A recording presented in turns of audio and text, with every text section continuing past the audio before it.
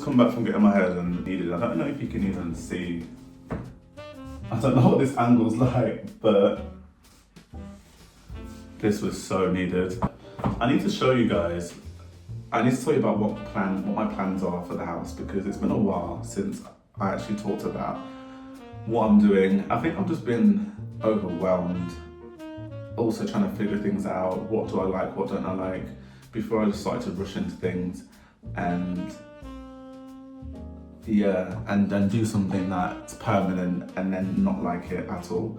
And also, thankfully, the house wasn't really in a state that I needed to do things immediately.